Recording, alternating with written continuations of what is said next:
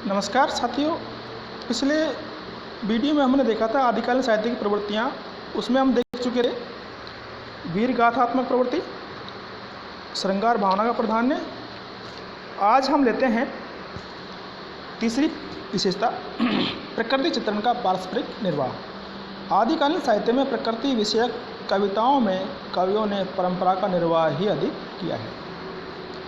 आश्रयदाताओं का गुणगान। आदिकाल के अधिकांश कवि राजाश्रित थे, यानी कि राजाओं के अधीन थे।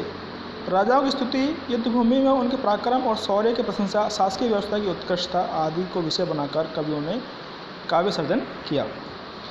पांचवा, इतिहास सम्मतता की अवहेलना, यानी कि आदिकालीन जो साहित्य है उसमें इतिहास का इतना ध्यान नहीं रखा गया है। राजाश्रित होने के कारण कवियों को राजाओं और सामंतों के पक्ष में जोरदार वकालत करनी पड़ती थी।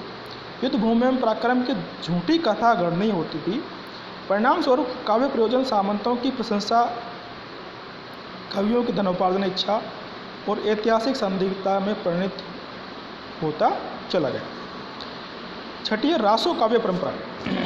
आदिकाल में रासो ग्रंथों की रचनाएं शुरू की, जिसके अंतर्गत राजाओं के उत्साह, शौर्य, पराक्रम, प्रेम, राज, सेना और लोकाचार आदि का विस्तृत वर्णन मिलता है।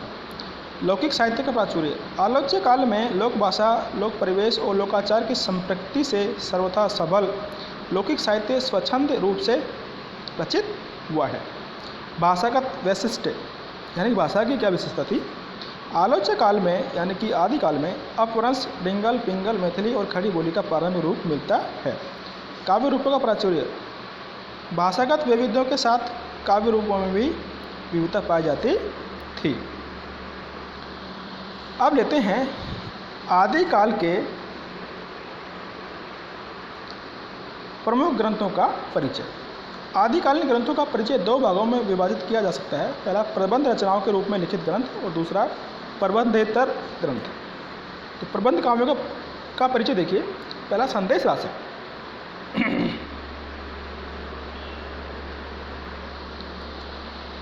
यह ग्रंथ एक प्रेम कहानी है।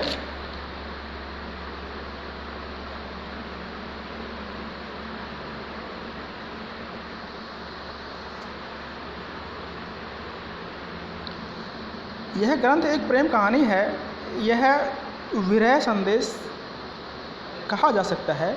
इसे मुल्तान के 11वीं शताब्दी के कवि अब्दुर्रहमान या अब्दुल रहमान का लिखा हुआ माना गया है। रासक की कहानी एक विरहिणी की विरह गाथा मात्र है। विरहिणी का पति किसी कार्यवश मुल्तान गया हुआ था।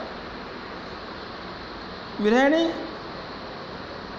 पति की प्रतीक्षा में घर से बाहर मार्ग पर खड़ी रहती है। वहाँ खड़े खड़े उसे मुल्तान से आता हुआ एक पथिक मिलता है। उसे रोककर वह अपने विरह दशा का वर्णन करती है। पथिक बार बार जानने को उत्सुक होता है, किंतु उसकी व्याकुलता को देखकर सहानुभूति से भर जाता है और फिर नए सिरे से उसका हाल सुनने लगता है। अंत में पथिक द्रवित होकर पूछता है कि तुम्हारा ये हाल कब से है। पथिक के इस प्रश्न से विरहिणी का दुख फूट पड़ता है और वह भिन्न भिन्न ऋतुओं का मिलन के पक्ष में महत्व प्रतिपादित करते हुए अपने दुख का वर्णन करने लगती है। इस प्रकार विरह गाथा सुनाने के बाद वह अपने प्रिय के लिए कुछ संदेश भेजती है। यह संदेश बड़ा करुण और मार्मिक है। संदेश रासक अपभ्रंश भाषा का महान ग्रंथ है। दूसरा है भविष्यत कहा।